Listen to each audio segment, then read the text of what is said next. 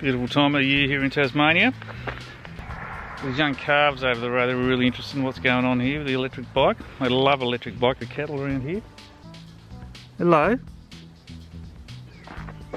Beautiful spring day here in Tassie. Now I've just been doing some shopping in the local town on the Giant Explore E hybrid cycling technology. It's a it's Explore Plus 2, I think it is. Large one, this one. It's battery compartment, quite well integrated into the system.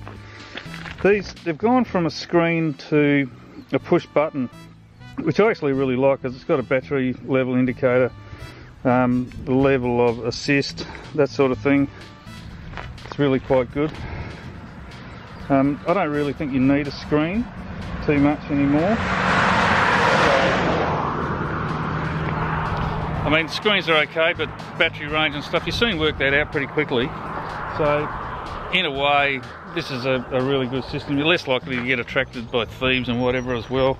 It's got plastic mudguards, front and back lights. It's got a nice pack rack. I'm just running the one pannier look today. But obviously you can take more and more stuff on the top. Mudguards are great, especially in countries where you might get a bit of rain or dirt roads, that sort of thing, a bit of gravel flying up.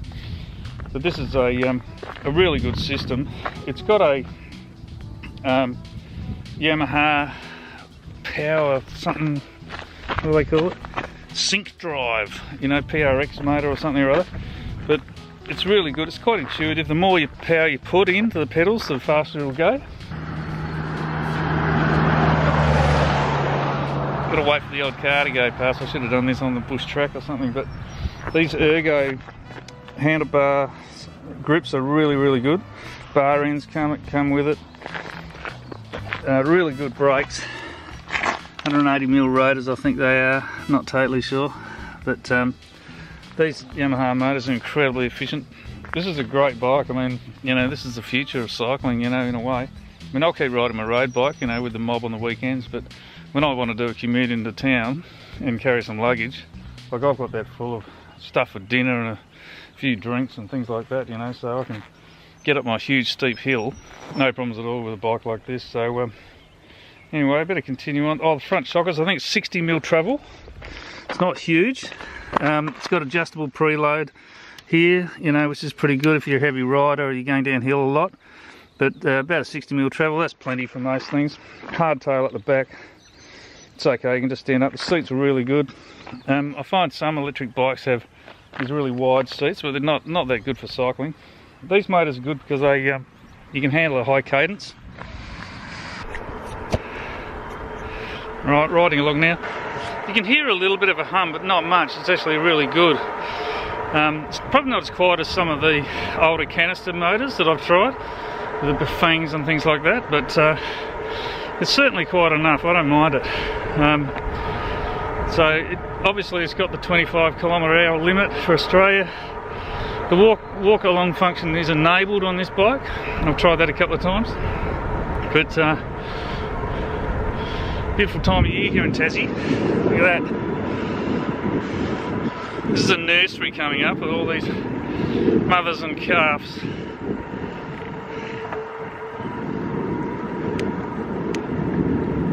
Hello. It's a 9-speed Shimano gearbox. Obviously with an electric bike you don't need a huge spread of gears.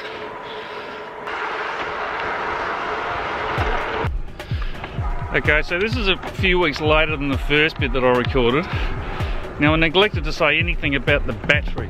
Now the battery on this thing's 500 watt hours, which is pretty, you know, normal for an e-bike these days. You know, you get smaller ones and you get bigger ones, but 500 watt hours is pretty good. Just been out for a ride. I met the other guys and coming home now. Got the last big climb coming up. It's okay on the e-bike obviously, but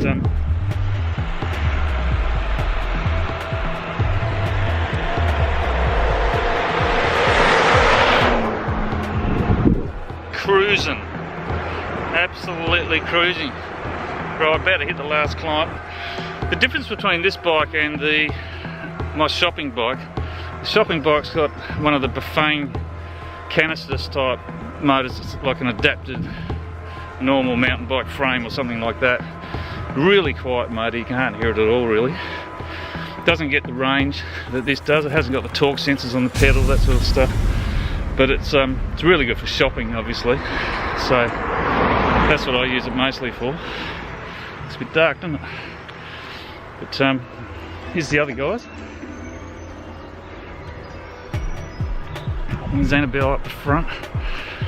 You know, this is a really hard climb after you've done 60 k's. But I'm on the e-bike, so I can do it pretty easily.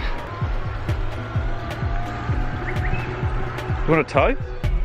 You grab the seat and I'll tow you a bit.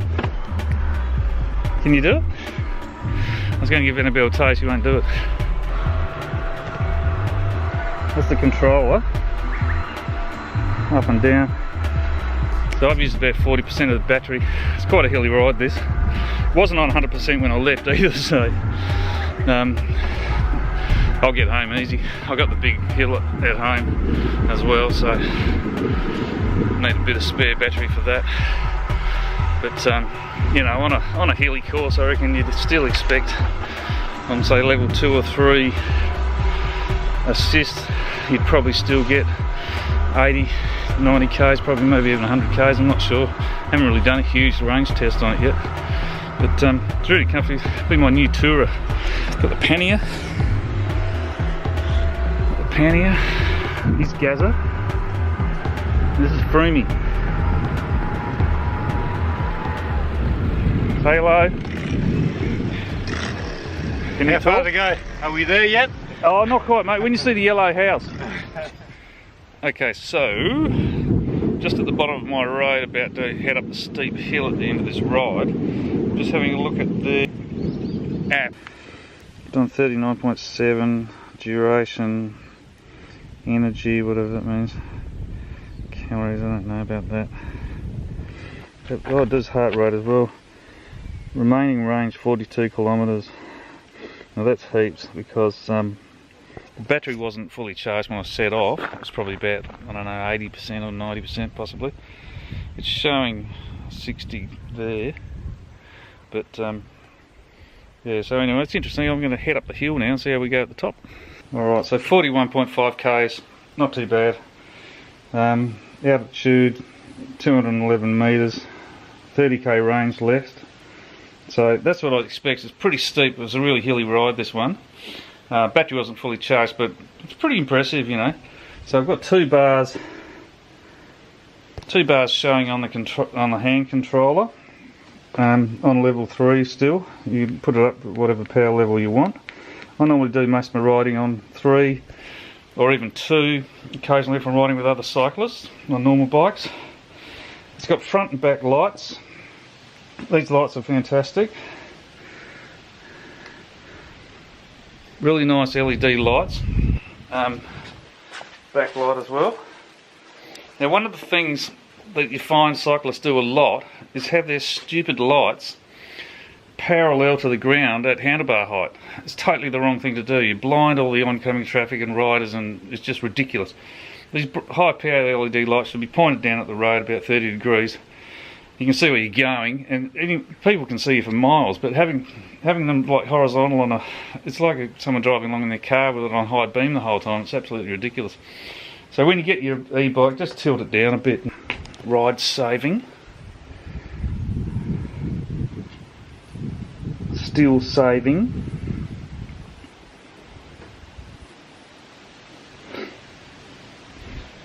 There we go. 2 rides. Cool. Nice little app, that.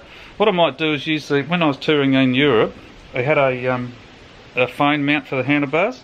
Just set it up here. You put your phone in, it just goes click, holds it in there. So if you wanted to know what your current speed was and range and all that sort of parameters, heart rate if you can be bothered, you can do it through the app. So you haven't got a screen attached to the bike as such. A lot of e-bikes do have screens, and it's kind of nice to have, but one of the things they're quite tempting for thieves to have a crack at them. You know, they can get broken and whatever. So this one's just having the hand controller, all the information that you need on there. and in association with the app. So, you know, and then you can put the screen, you know, your phone in your pocket when you go to the cafe or you get home or something. You haven't got this thing attached to the bike permanently, which is sort of tempting for thieves. So I like the idea of the simplicity of it. It's really quite a good system.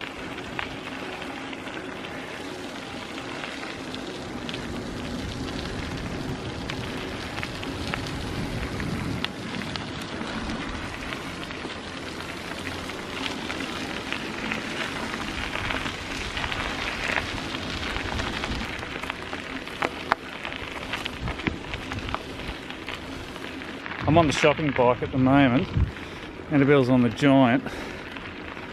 This is not a bad bike by any means. It's got knobby tyres, big suspension seat,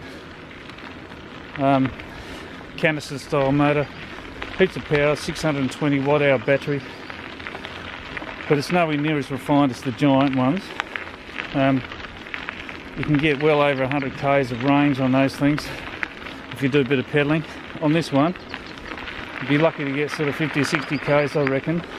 I can easily get into town and back, you know, on one charge, probably twice, you know. So I've never really done a range test on this thing because it's really just a workhorse. You know, it's like a truck, whereas the other one's more of a touring vehicle. You know, the other bikes, the Giants, you know, you really could do touring on those things.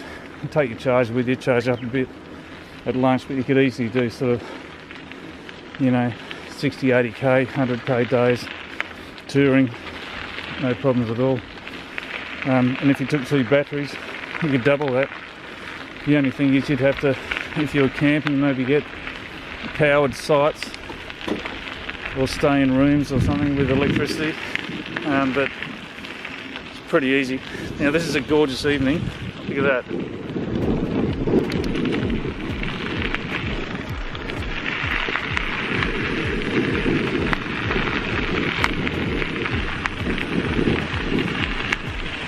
Dickens Hut.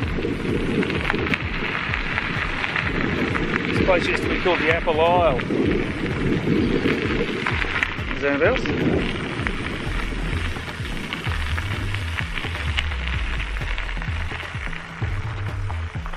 What do you think of the electric bike? Easy. Easy? Oh.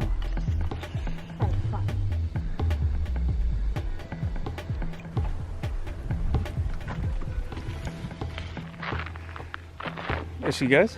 So we've just come up to the top of the hill to look at the view. It's around about 8 PM. Look at that. My shopping setup. It's a Volt bike. It's got quite good big brakes. 620 watt hour battery. External canister motor. You know, fine. Big knobbies. 9-speed on the back. Livio. You know, it's fine. Really gutsy, big pack rack. Light, nice seat. It's got a screen, nice. But this is cable management's okay, not brilliant.